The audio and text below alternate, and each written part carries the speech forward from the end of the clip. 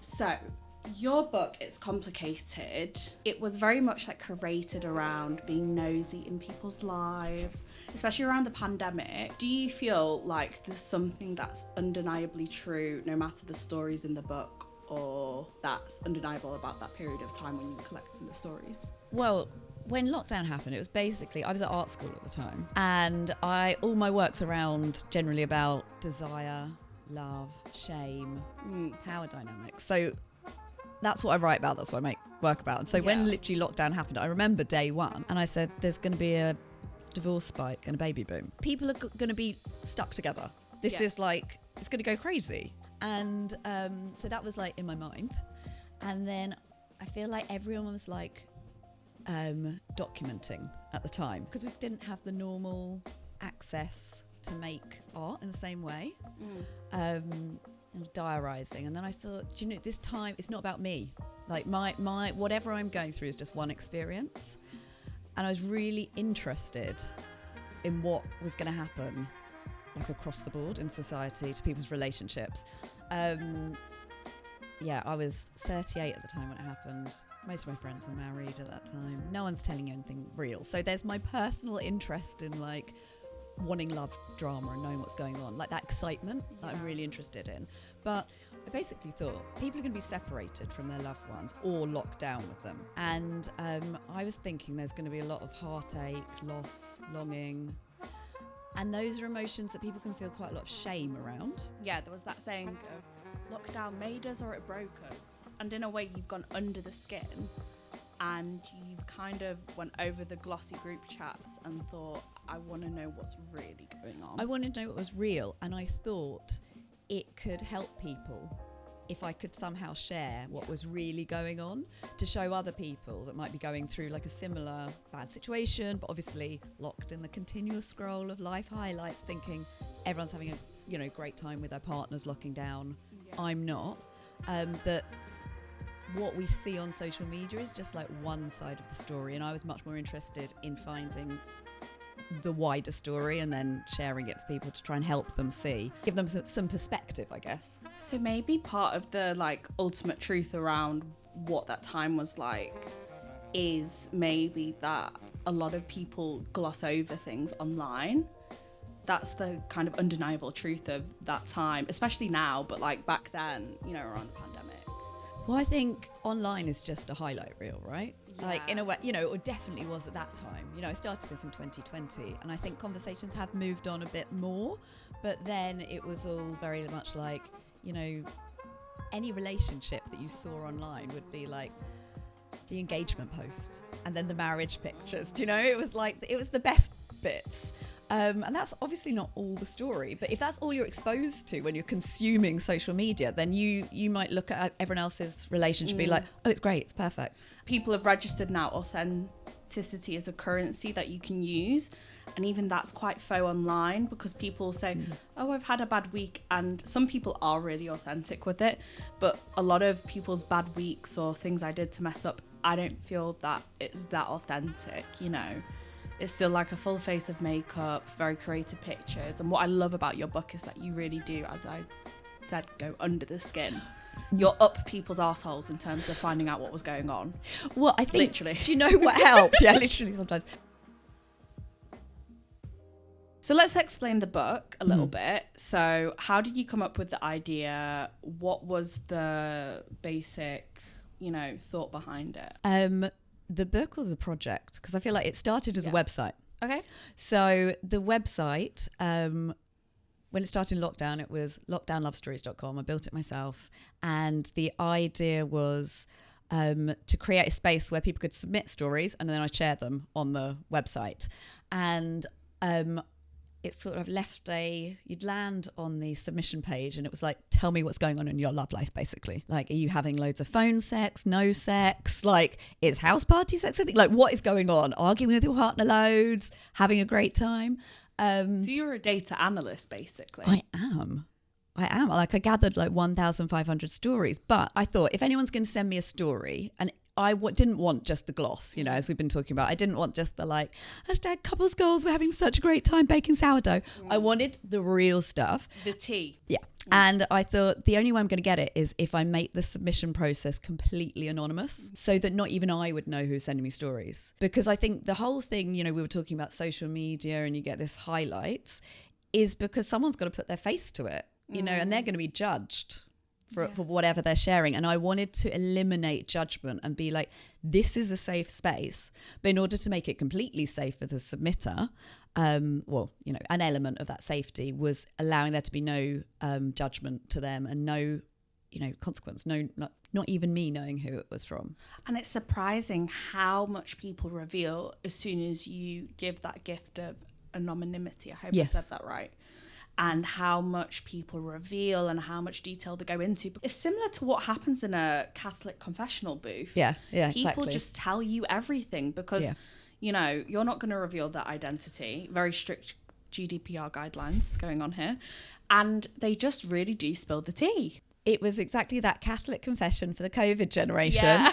And also I was thinking therapy. Like I, you know, was lucky enough to have been having, I think, had some therapy before lockdown. And so I understood how helpful it can be just to be able to share and have that held in a safe space. But obviously that's there's a privilege to being able to have therapy. You know, therapy's expensive, or there are waiting lists or whatever. And I wanted to create that sense of that safe space for anyone. So in a way, when you were going through the stories and you were collating, curating, organising them into the eventual sections, which we'll go on into, which I really like, by the way, because I'm dyslexic. So when anything's in sections or very neatly packed into a book rather than just walls of text, I really like it. So thank you. You're welcome. I thank the submitters for their little different sized stories. Okay. Well, that was basically your therapy strategy for the pandemic of not getting this realness, basically having these stories. That was your own, like, private therapy. It was my own private therapy, definitely. Yeah, because I was Thanks, everyone. Yeah. Oh, God, it's not just me. This is great. But when I started sharing them, I uploaded them to the website, but I also then brought them into Instagram. And the response from followers to the project was this massive, like, oh, my God, me too. I could have written that story. You know, as if that ain't me, like, wow. It is us. Yeah, it's so relatable. And that saying of, if you're feeling it, someone else is feeling it out there. Yeah. And people were sending me stories about things that I genuinely had only thought it was me that did that kind of stuff. Like going onto WhatsApp and seeing what time your ex was last online. You know, it's that. I thought it was just me. No, it's not so me anymore, because I feel like women as general, like, we're actually moving away from that. There's a real sense of, you know, especially even in the book, of women really exiting that behavior and realizing it's not worth it. But don't worry, it was me. Well, exactly. And it was so reassuring to receive stories for me and for the whole community of readers being like, oh, wow, it's just no one is saying this out loud. And I think especially at that time, no one was really admitting that stuff. I think we were in a real cultural moment of optimization and like, we're still in it. We are. I know we are. It's still like everything is about optimizing, being really productive is. and stuff. Yeah. But, you know, again, the stories that you kind of relay in there, you know, the kind of the messy stuff that you really just don't get to see. Like Maya Jama's given it a banana. What does that mean? There's a little like if you look at the cover, she's got like different. It's a chef's kiss. Oh, I thought it's a banana because it's yellow and like, you know. Yeah, I know. I think they could have gone a bit bigger with the emoji. I mean, it's kind of true. I mean, a banana would be great. There is a story about banana drama in the book. Banana drama in the hooking up section. So basically, you go into different sections in the book, as we've said. Yeah. So I arranged them by relationship status. Okay, right. Yes. So for me, when I was getting all the stories and putting them on Instagram, it's a very different thing because it was chronological order basically, and I never knew what was coming next. And that was really exciting. But the overall message of the book essentially is, this is a mirror of what relationships are really like and what our love lives are really like, whether we're single, dating, hooking up, going through a breakup, whatever. And I knew that I didn't want the book to be a tool, a how-to or a should-do, nothing didactic about it. It was just meant to reflect, like, this is who we are. And I thought the most sort of,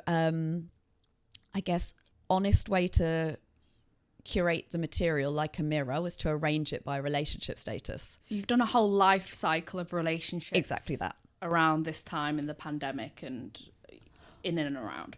Do you want to go through all the different sections? So So we start with exes, because to me that's like almost like pre-relationship. Then single, hooking up, dating, which is really like the journey from like meeting someone or like connecting with someone online even to then getting into a relationship or not, is that journey. Then we've got it's complicated, which are all those slippy situations and affairs and things that exist, very blurry lines. We've got friends and family, so platonic relationships. Important to cover. Yeah. And then in a relationship, which is, self-explanatory, and breakups. So it does take you the arc of a relationship. Yeah. And all the way back to the beginning again. I mean, when I read it, I really got the sense of, it is a life cycle, as I said, going through a relationship. Like, there's these really positive parts where it's so easy to go, of course I'd be in a relationship with this person. It's so easy, like everything's great. And then there's kind of, the reality of when you set into the relationship and then you kind of learn things about each other, because even a year into a relationship, you don't actually know each other. Yeah, no. But then again, in the pandemic, everyone had this hyperbolic rate of, fast forwarding their relationships or the processes of them getting into relationships, because you were with each other 24/7. Yeah. If you were going to do a sneaky little link, that would be high risk, so. I mean, there could be a whole other book, which could be just on the lockdown element in a way. It could be, lockdown love stories. Yeah, but do you know what? The publishing industry did not want it. Why? Like, that was the original pitch. And that was my original idea, was like lockdown love stories. And it was like the story of love in lockdown. And publishers were like, no one's interested. Like, we're allergic. We don't know the cultural appetite for this. It's too close. And I don't know if that will change again. And then in that case, I've got a whole other section, because I don't know if I said, but I gathered 1,500 stories. So there's only 250 stories in the book. I could give you a whole other book of 250 stories about the specific themes of love in lockdown. But these are taking the more universal elements. Like, after a time, lockdown stopped being even mentioned in a lot of the submissions, because what it really became about was just people sharing what was going on in their love life. We'd moved out of that initial lockdown, and it just sort of, we got into the new normal, and then we did get out of lockdown, And so the stories here are really just talking about relationships in general. It's interesting that the publisher asked you to kind of take out the lockdown element. It was not even that. I didn't get a book deal on lockdown love stories. So it was like a complete, I knew I had all this material, and I initially, when we were in lockdown, I did the first kind of pitch in a way of lockdown love stories, and it got a lot of interest, but it was like, actually, we don't know, we're not really sure if people are going to want this, because they want to produce books that they kind of almost see from a business perspective of like, it's data proven that it will sell, but then again, like, no one knows what it's like after the pandemic, so I guess that's their perspective of, we don't have the data on that yet. Yeah, and it's really interesting actually, because one of the catalysts for me wanting to create this almost like online archive of our love lives was also that I wondered how that weird period of time would be recorded in popular culture, like how it would be shown, like whether we'd get to this point in TV series where everyone was like 2 meters apart and like wearing masks, or whether we'd just gloss over it. And we sort of have glossed over it, and that's reflected on what they were commissioning at the time, obviously. Anyway, I just knew the material itself, and the response I got online to the stories was that, oh my God, this is so relatable. This is so me. And it really helped people by getting underneath the skin of relationships to see what they're really like. And so for me, it became less about lockdown, and it's complicated. This is the reality of relationships. So this is snapshot of relationships that gets beyond the gloss, I guess. It definitely is complicated, for sure. We're going to start with the single section because obviously we're not going to tell you everything because you have to buy the book yourself. You know, we can't spill all of the tea. But I'm going to kind of pick out some parts that I particularly were drawn to. And I am in my single era, so I guess maybe single is why I do relate to it a little bit more. I think it's really fascinating because you can always tell where people are in their lives by the stories that they really respond to. I mean, like, for sure, all of the sections were good, but there are a few bits that I was, like, particularly pulled to. There was one woman, she shared this story about, you know, aggressively dating for a year and, like, how that wasn't, you know, the greatest thing for her. And then, you know, she was on this constant carousel of going on a bad date, monotony. And so many people will relate to that listening to this. Yeah. And then basically how modern dating is literally the thing that makes her miserable, but it's the only way she can find a partner because that's the vehicle that we mostly use today, dating apps. Like, you try and go and have a conversation with a man probably normally in their mid-20s or even 30s, and I even feel that the dating vocabulary is just so different compared to someone you speak to, like a man when he's in his 40s, because they've not got that social interaction. And basically, you know, it just really reminded me of, you know, we're always trying to fit into someone else's idea of who we should be in a relationship, and we're trying to homogenize ourselves into these little, you know, categories for a dating app. And like the way she kind of just exited from all of it and she ended up being so much happier, I was like, that's me. I don't do any of this stuff to self-harm myself anymore, like, you know. Yeah, and I think that is where lockdown was a shift in a way. I think can withdraw. Yes, it was this time of reflection, wasn't it? It was like this stop, and a lot of people really reflected on where they were at because, you know, the normal wheels of life came off, like all the things that you could distract yourself with stopped.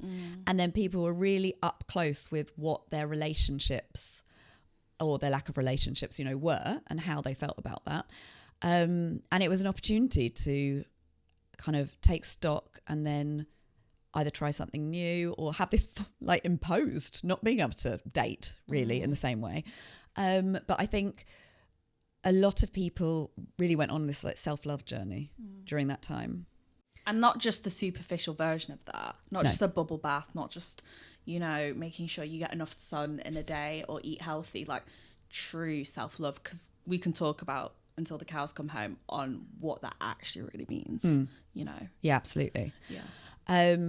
There's a great story, I think, about the girl who basically just really dug into her education about like feminism and self-love and attachment and sort of worked through her own demons in that time and just came out feeling so much stronger, which is great. Yeah, because you've not got anything else to do if we're going to focus on the lockdown thing, because all you've got is you and the four walls, and it's kind of a blank canvas. You can choose what you do with it, and some people chose to use it positively and some people chose to use it negatively. Well, I think it's also that's a positive that's continued in that I think our awareness of attachment theory and self-help and therapy has really developed as much more mainstream, right? Yeah. And that I think is good and helpful for a lot of people. There was like also a big kind of motif around especially single and the section of hookups. Yeah.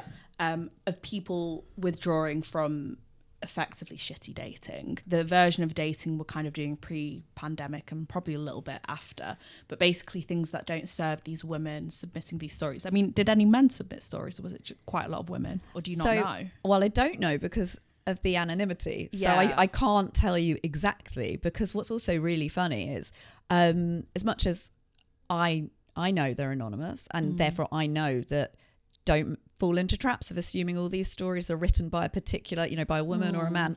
I think because it's voiced by Diana Vickers, it's so easy to assume it's a woman. Yeah. And I would fall into these traps of these heteronormative readings as well. So if I had a story and maybe they, you know, use pronouns to describe themselves but not their partner, I'm then reading this as like, oh, this is a woman writing about her boyfriend. And then I get a follow-up story and it turns out it's a lesbian relationship. And I'm like, wow, I know the rules of my book. I know the rules of the process, and yet I've done it. Yeah, like unconscious bias, I suppose. Exactly. I was going to say, one of the lines that really cut deeply with me to kind of summarize what we're speaking about, people exiting bad dating behavior and things that don't serve them, and like the woman who decided to focus on her education, as you said, is hookups can often emphasize what they're not. That sentence is just so powerful. Oh, thanks. Hookups literally do emphasize what is not there. Yeah. Like, you say so much with that one line without actually saying too many words. Thank you. Because the reason why people often do go to hookups is because they just want something that's quick and relatable, and it kind of fills the hole. But often the stories I hear, how I feel myself and people around me, is that they leave them feeling a little bit more aware of what's not there. Yeah. Well, in all the chapter introductions, obviously my role as the curator, editor in a way, writer, was to draw out the themes that you see in the stories, because the stories cover such a cross section, right? And you've got happy stories, funny stories, sad stories, all ages, but to give them a sort of framing. But I really didn't want to give any judgment at all on the stories, because it's the antithesis of the project, Yeah. But to try and draw out some of the observations, I guess. And you've got stories of really empowered hooking up, going to sex clubs. We're going to get into it, don't worry. And but then there are stories where people articulated it over time. They'd had this string of shitty hookups and it actually made them feel more alone. And I think that is a theme that runs through a lot of in the single chapters, when they, these people have given up swiping, like online dating and apps, is because they realize they're craving a deeper connection than what they're able to find in that sort of transactional exchange. Definitely. I mean, it's quite funny in sections because, as well, there's people who may be towards hookups and casual sex who are down for that. They want to do it, they want to get experimental. And that's such a nice part of the book, of people exploring their sexuality, different verticals in their sexual life, which is very on brand for this podcast. One of my favourite stories is the woman who, I guess she met them on an app. I can't quite remember, but she was going to have an arranged threesome with this couple. Yeah. And they were living on a barge boat. Yeah. And basically, I'll let you explain what happened. She started using Field, I think it was. That's the sexier app, isn't it? Yeah. And if you want to have a hookup, that's where you arrange it. Yeah, exactly. And she was like new to Field and saw all these different categories, and she was like, oh, unicorn comes up quite a lot, like, what's that? And it was to be the kind of threesome, the third person, I guess. Guest star. Yes, that's and have sex with a couple. And so she was like, yeah, cool. I assumed it was man and woman going to see man and woman. It was just because her, wasn't it? It was a woman. It was a woman going to see the barge boat. Yes, to see a man and woman who are the couple. Yes. And then she gets there, and it's all going well. It's all going well for a bit. They start getting into it, and it's getting hot and heavy, and it seems like everyone's having a good time to start off with. And then the next thing this girl knows from going to this threesome, there's the girlfriend whimpering in the corner crying.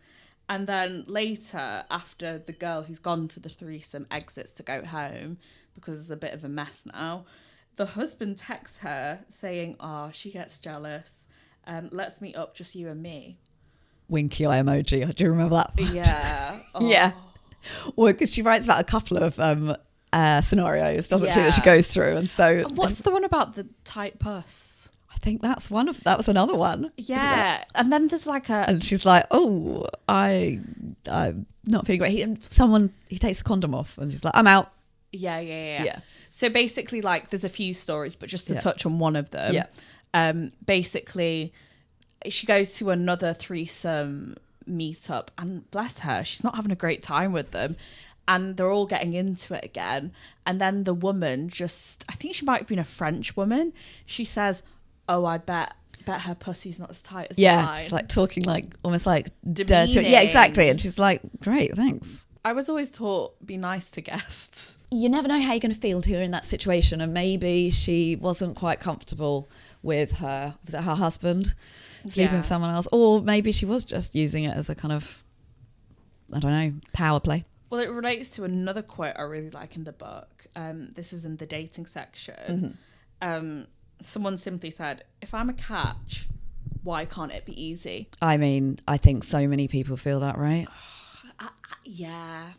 I mean, I've kind of moved past the point of depression because, you know, you can, I mean, how many times do you see someone who is an absolute catch, man or woman, and then their partner cheats on them? Like, it's not a reflection of you and your skill, is it? Or like you and your worth and what you bring to a relationship. Yeah, absolutely not.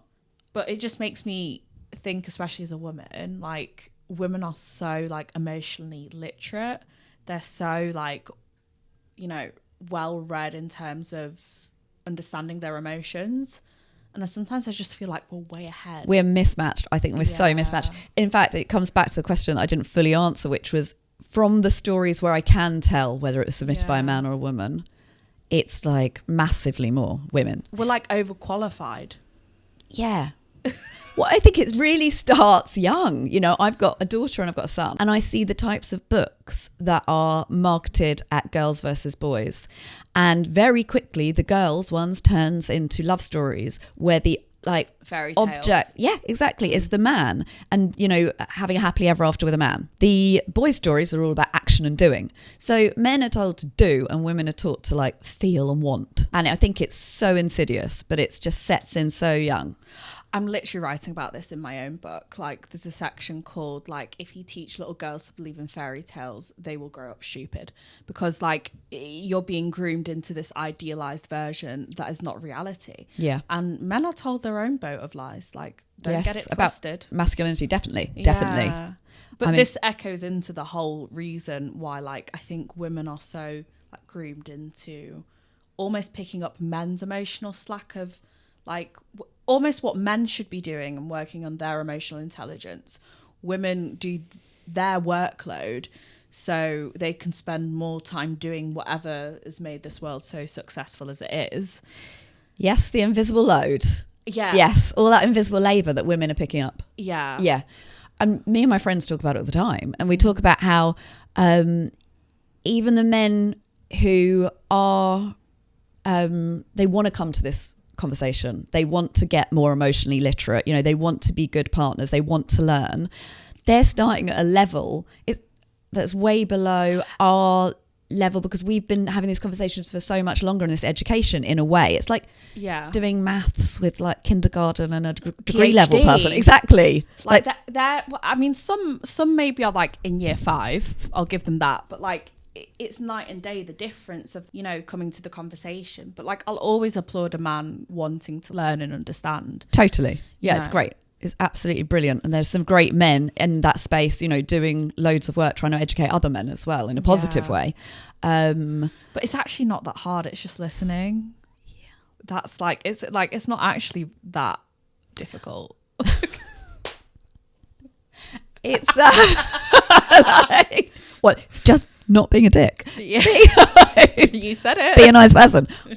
I always think of like when I was in like kindergarten, I went to a school where we had assembly every day. And that's like, reception here. Sorry, that is reception. And I don't know why it was called kindergarten. I was in North London. Like, we've got some American listeners, so it's fine. And every day we'd get like a reading from the Bible, but the messaging was always, you know, just treat other people how you wish to be treated. Why has that disappeared in modern dating? That's just the Bible through and through. Like, as an atheist, they'll teach you selectively the parts they want you to teach and not teach you like the parts that, oh, that's actually quite helpful. Yeah, well, I just wonder why we've got to this point where it seems in modern dating, treating people well has sort of left the building. Like, treating people the way you'd wish to be treated is just not happening. It's not that hard. It seems logical to me, you know, even if I didn't get much parenting in life or like I was just kind of like on my own, I would understand how to approach people is how I'd want them to approach me. 100%. But I feel from the stories I've read, certainly, that's complicated. It's very complicated. And a lot of the time, women are asking for the bare minimum and getting way below it. Asking for the bare minimum, being made to feel like they're too much. They're not too much. They're just that's not a bare minimum. classic trick. That is the most like classic trick of you'll know what you're worth and then you'll say, well, this is not working out for me. This is not cutting it, whatever. And then they'll just gaslight you into thinking that, oh, you think you're worth so much more than that. I think the whole of society has been gaslighting women for a really long time into thinking that anything they want is too much. But that's where they want you. That's like where it starts with the fairy tale. Totally. When they teach you the fairy tale, they teach you to idolize the man. They teach you not to want too much and just to stay on that track of idolizing the man. Mm-hmm. So then you don't get distracted with all of this choice and autonomy, because that's toxic to them. Like the idea of you having a choice or agency does not compute or go well with patriarchy. Oh, absolutely not. They don't exist together. No. And that's why I always say, and it's embedded in this project, is that I think one of the most radical acts that women can do is share our true stories, because it's about awareness of what we're going through, education, empowerment. The biggest tool of patriarchy is like silencing us and like oppressing our stories.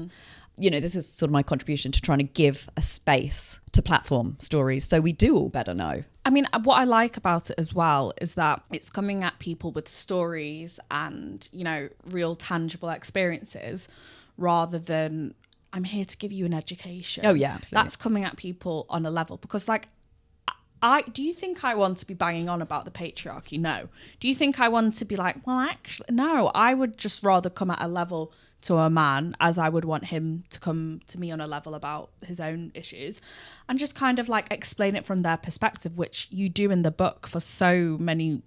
It feels like women, but it might not be women, but I'm just going to assume that they're women for a moment. Yeah. And that's just such a nice feeling. And I can imagine like men who do read the book, like it's not like an education. It's just kind of like explaining different feelings and verticals. It's just an insight, isn't it? Yeah. It's like, it's an education purely not through me being like, this is what you need to learn. It's just in education in just seeing it. Yeah. And the privilege of getting to read these really honest confessions and know what's going on for people. And having a frank conversation, even when there's two people who are good people, it's never easy. Oh no, really hard. Really, really, really hard. Never. I think one of the most interesting things that I was taught on my creative writing masters was in dialogue, if you're writing dialogue, scripting, there's always the gap between what's said and what's heard.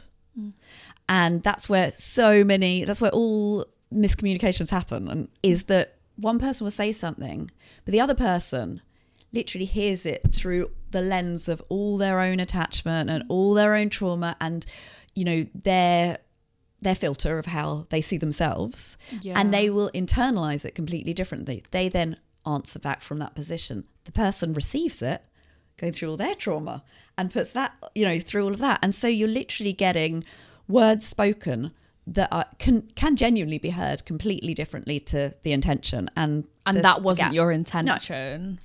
Yeah. It's really hard to have a conversation because basically we're just all dealing with our own bullshit. But I feel that's so like baked into women. Like when I like speak in past jobs, like when I was a dancer, I was very intentional about, right, what am I going to say and how is it going to sound to them? Oh yeah. Or, whatever. But doesn't feel like it goes the other way. Yeah. No, I think because from a very young age. Is it biological? No. I don't think so. Well, nature nurture, but it's definitely a lot of nurture. It's basically baked into women. Just protect the phallus at all costs. Don't damage the ego, isn't it? Of the penis. Protect the poor penis. Don't make it feel bad. Isn't that such a normal part of growing up and being human, regardless of gender? Sometimes like a bit of humility and, humbleness is necessary to know in life because it's what gets you to the next level. It's what kind of makes you evolve, because it's either perish or evolve. You do one or the other.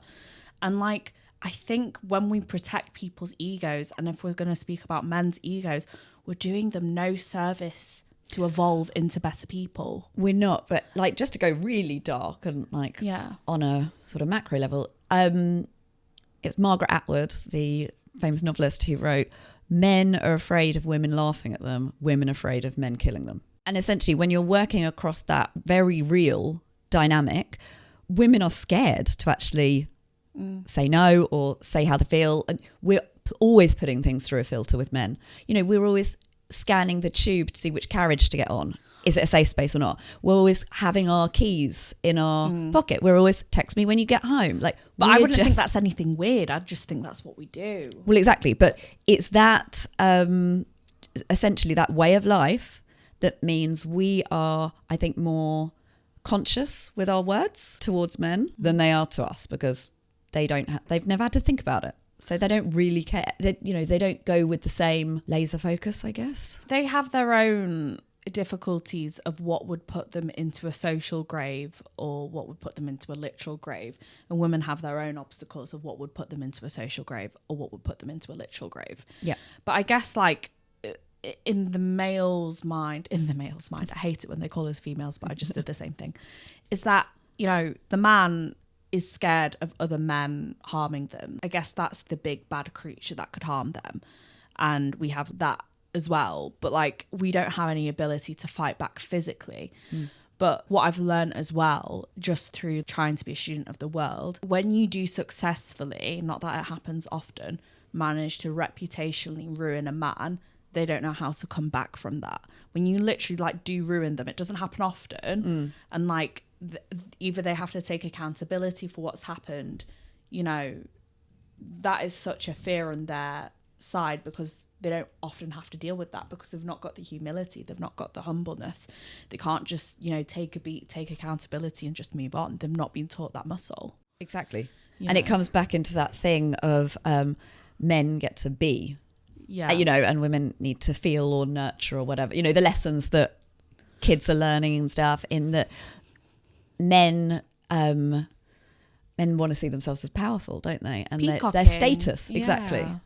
But at the end of the day, like, I think what's happening as well, as women are like gaining more agency in the world, you know, we occupy 50% of the world. We should kind of like have a market share of 50% of the world. Literally. It's almost like, as we are accelerating in academia, more women are owning property, it's this grief from men of like, especially men my age, I'm 27, what they think that their grandparents and their parents promised them is not a reality anymore, because the world is changing and we are being more fair and we are being more equal. Like, it's almost this phase of grief where they're in the anger phase, or they're in the, you know, denial phase of, no, like, the world was meant to be like this for me, but it's not. I think generationally there's different, there seems to be different feelings, but it comes down to, I think men are, if they've been brought up, I'm stumbling, if men have been brought up with these traditional roles, and that they see their value and their purpose as that's what you are as a man, this is what you do, and then that role is no longer needed, exactly, they've sort of are feeling this loss of their place. They don't really know what they're meant to be anymore. What it is, we need people, we need men who provide for us emotionally now, more than just the old-fashioned traditional sense of financially. So we're looking for different things, and some of them have, obviously, but they need to catch up with that emotional literacy and that emotional support. And it's systemic, because it's not an individual, it's like a complete structural thing. And I think as well, we're going really deep here. It is. I didn't expect us to go down this way. Because obviously I'm writing a book myself about this right now too. I'm fascinated. Thank you. I'll send you over some like sections if you want. I would love that. We love our books. We do. We love reading. We love stories. I'm moaning about people, particularly those with penises. But when we speak about this, and we've gone off on this tangent, do you know how much I would fucking love not to occupy my day and my time and my conversation speaking about the misfortunes of like patriarchy? Do you know how much time I would love to spend speaking about our books and what we're gonna do and how we're gonna grow? Yeah. Do you think I honestly, like, man looking at me judging down this camera, do you think I want to spend my whole time thinking about you? No, you do not. But it's right there embedded in the book, isn't it? It's embedded, like this whole it's International Women's Day yesterday. That one always gets me. What does that even mean? Well, thank you for a day. Well, I feel like we've got equality now. But then again, when you see these days of International Women's Day, or whether it's like Pride Month or stuff, I'm down for giving people their little days where we have like a little, you know, pep talk, or we kind of remind ourselves of focuses and stuff. Some people have such like beef with like having a, you know, like a Pride Month, or yeah, like, I think that's more like homophobia playing out, isn't it, in that thing? I mean, my beef is like, just if people think that's enough, just have one day and we're done now. It's like, no. It's the corporate way of saying like, look, we kind of care. Oh yeah, exactly. We want to look like we care. What do you do before you got into your writing and, you know, your curating and your... Well, I worked in a gallery, so I come from an art world background. Yeah. So I had a gallery, and funnily enough, so I had an art history degree. I specialised in contemporary art, the body and art, feminist art. I got into the art world at 23, and I remember, you know, starting out, going around all the London galleries, going to the Tate and being like, where are all the women artists that I learnt about? Like, they weren't there. And just being like, wow. And just suddenly having this awareness, I think when you get into the working world, of the disparity. And in the arts, it was like the artists in all the like mega museums and the commercial galleries were predominantly men. And I was like, that is so out of line with the art history I've learnt. So then I was at my gallery, and I, you know, worked my way up. I eventually became director, and I shifted the focus of the gallery to representing women artists, because that's what I knew. And that's what I was drawn to, and that's the story I wanted to tell. And there's like 50% of the population who might be interested in that art. Yes. Funny enough. Yes. Indeed. But the fact that it was like art by women would be described as like women's issues. I know. But anyway, my background, essentially, to say, has always been about telling women's stories, like elevating their experiences, giving it space, whether that was in the gallery walls or, you know, through this book, because we still need more attention on women and their experiences. It's interesting that stuff like that is always phrased as women's studies, feminine literature. Where's the men's studies? I understand, for in terms of like, if I want to go into a library and find a book on feminism, it will probably be under a section that describes feminism. But is it not just kind of equalizing the gender output of the art, basically? Yeah. Is that just not what we're doing? Are we just not making it a bit more fair of what art is shown in a gallery? Instead of a feminist special? Well, it was a question I sort of had to reconcile within myself when I was doing it. And I've always thought that as it's kind of like a food chain in a way, I think, especially like the gallery world. I mean, I can speak about that because I know I'm sure all industries are the same, that first it starts with education, and then the people of my generation learning about that art, realizing it was important, go out into the world. They start at the bottom and they see the problem and they want to fill it. And it's only when we get up to the higher levels that we can make those changes. And so it's kind of waiting for society to get into that, like women to be in those positions of power. And we now have it, you know, we have a female director of the Tate, and we have seen a big shift. But what was I going? Where was this going? About whether we need the feminist label. Well, I think it's also a great way of oppressing any movement, is to make people wary of the word. So I think language is actually important, and having it, and having something like a cause in a way. It is hard, but I think what we're describing here is actually such like a complicated issue, because it's the same kind of with any pocket of injustice. You always need to have a visibility label of, you know, feminism, or whether it's to do with race or whatnot.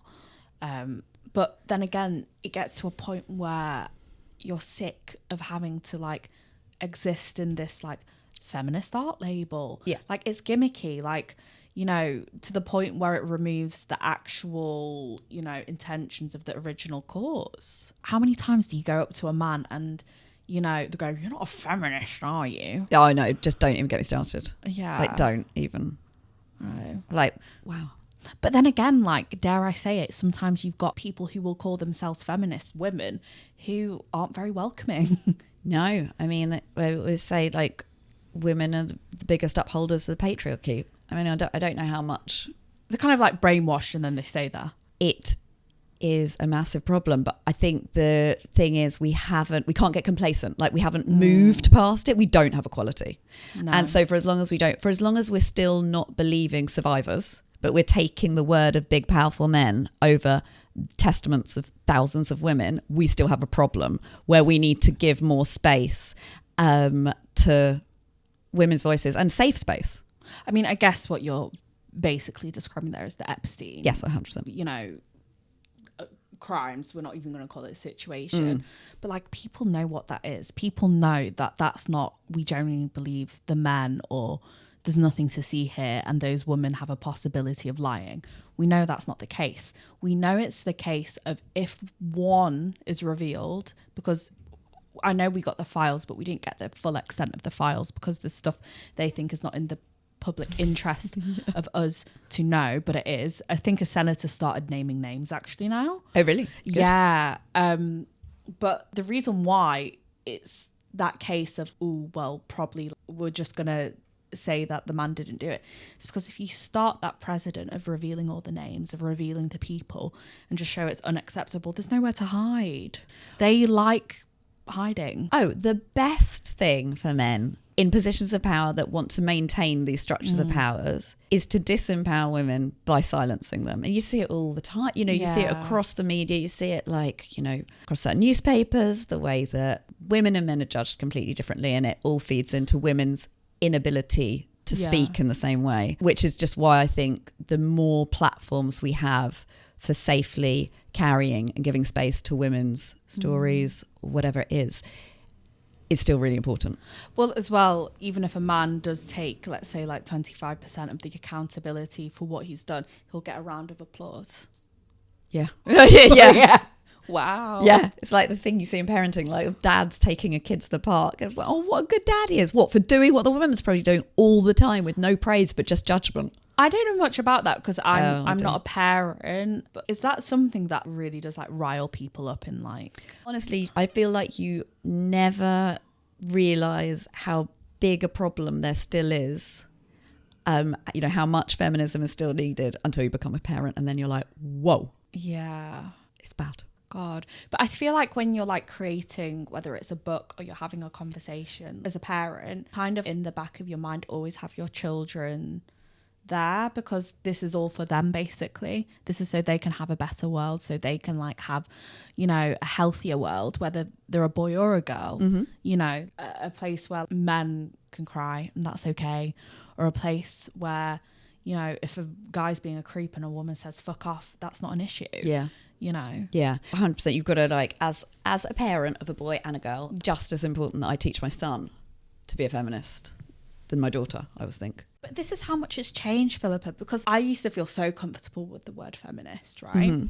And then, like, almost before the pandemic, I kind of saw it being, like, bastardized and, like, homogenized, and, like, the actual meaning being taken out of it. Yeah. So I was like, if I actually do want to explain to a man or someone who doesn't get it the meanings of feminism, I actually have to describe feminism without actually saying feminism.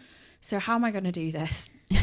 It's insane. I find it insane that there is so much, well, I find it insane that so much problem around the term feminist, but also I find it quite predictable, because if a man can, like, make a word a bad thing, then it can, you know, there's another way of silencing. And it just should be a concept that needs no explanation. It should just be base level. Feminism is about, you believe women should have equal rights to men. You don't believe women should be discriminated against. Yeah. And men should not feel okay about saying, oh, I don't believe in that. It's like, and, like, true feminism, it's not got a shape, it's not got a colour, it's not got a voice, it's actually not got a gender, really, because it's just a concept. It's just a concept. Like, I feel like it's so easy to paint a stereotype that a feminist is a woman who wears a coloured scarf and she's, I don't know, like, I just, like, have this idea of 1960s on burning a bra, hating women. Yeah. Or, like, I think now is that it's, like, either, like, a very highly like what you'd call like an upper middle class woman saying feminism, when they don't actually really have to put up with much of the issues of women in like different conditions. But like none of that is true. A woman who chooses to use her sexual agency, that can be a feminism. A woman who's against that can be a feminist. Oh, totally. I think there's a real problem when we start to think that feminism can only exist for a certain type of person, or only a certain type of person can be a feminist, when it's really about equality. It's like, you're not allowed in this club. You can't sit with us. Like, I always felt that, especially from being a dancer, that because I chose to trade on something that was for the male gaze, that like I am not allowed in that club at all. I mean, that's fascinating, and I can completely see how that would happen. And that's your experience of it. But I think obviously it's so wrong. Or like you would say to someone, it's easy for women who maybe, if we're chill with that we would say, well, that woman is they're pro-life. I don't really understand that saying, but anyway. But they don't believe that I should have a right to have an abortion, so they're not allowed in our club. But actually none of it works. None of it's helpful. Well, I guess to bring it back to the book in a way, I'm just trying to think like... We'll get back to the book. No, but like... it's about what you're talking about really is inclusivity, I think. And like we're talking about feminism being exclusive and how it should be inclusive. And I guess what I was trying to do with the book essentially is taking that lens of relationships and how we feel and what relationships are really like and what is normal. And it was essentially by revealing this breadth of experience, where you've got someone going to a sex club versus someone who hasn't had sex and they're 27, is to show that there is no normal. Everything's normal. It's to sort of rupture the idea and make it much more inclusive. And I think inclusivity is the aim with all of these things. Yeah, we all deserve to engage with like the thing. Sorry, I don't know how to say that in the like most succinct way. We all deserve to engage with the themes of life regardless of judgment. Yeah, basically. Absolutely. To make something exclusive is just, again, another way to oppress a different group, isn't it? Yeah. I think. But do you not think that's human on some level? If people are doing it, like, I don't think it's a good thing, but like it's like an evil we need to fight within ourselves. Oh, the shadow side. We're getting to some really interesting things. Part 2 coming out soon. I think it's definitely a facet or a character of patriarchy. When patriarchy is so rooted in power, and therefore power needs its opposite, which is like oppression and exclusivity and inclusivity. Is it within us? I think we've all. We need like an evolutionary scientist on here to say, yeah, probably. Like, you don't realise what good is unless you have bad, I suppose. You don't know like what's good if you don't experience what's bad. Yeah. But I'm not saying that we should have bad evils in the world. Of the book, what is your favourite thing about it, or like your favourite stories? Like, what particularly, when you were creating it, were you, God, that's fabulous? For me, what was like great at the beginning and all the way through is reading the stories where people articulate things that I'd never read before, whether that was the sort of ex's behaviour or what it's really like to be at a sex club. I just loved that people's candour made me better understand the human condition and gave me an insight into experiences that either I hadn't experienced myself or experiences I had, but I thought I was so singular, alone in them, that I thought it actually made me kind of weird and abnormal. And then I realised, oh no, this is just universal. This is just how people feel. It's just we hadn't been talking about it. And that's so reassuring. And so what I'm proud about, I guess, is that the book is able to give that to other people as well. Like, people read it and they do feel reassured, and they better understand themselves as well as other people through this book, I think. Was that your experience of the book? My experience of the book was that life is like a box of chocolates and it's such like a varied mix, and that there's so many different stories of people who engage with the topic of love in different ways, and that's okay. That's what I got from it. Yeah. And just being nosy, like there's so much like juicy stuff in there. It's basically like, how I describe it is the stuff that you're too scared to post in the group chat. Yes, exactly. That's the tagline I'd give it, basically. But I think you've done such an excellent job on like compiling all of these stories. I can't imagine the amount of work of like going through everything.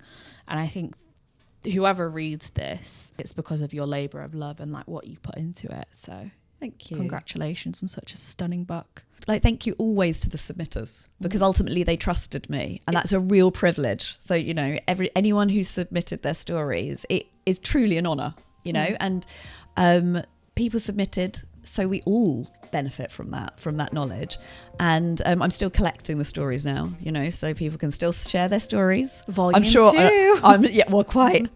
I'm sure a lot of your listeners have some great stories, so they need to send them to me. So where can people submit their stories, and where can people access the book? Because you've had a creative marketing campaign. I've been having some fun. So the website, now we're not in lockdown, is it's-complicated.com, and that's where you can go to submit your story, still completely anonymous.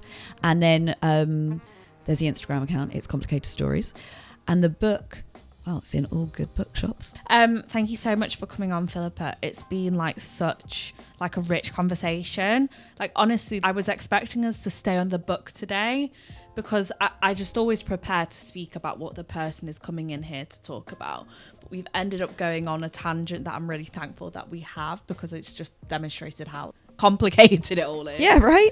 Well, Yeah. It's interesting. It's like that phrase, the personal is political. I think we've kind of proved that right today. Yeah. We took dating stories or, you know, people's confessions and showed it's not just silly chat, you know, it's Fluff. like, No. exactly. It's really deep. It reflects into it reflects into real life. Yeah. Yeah. It's a mirror of society.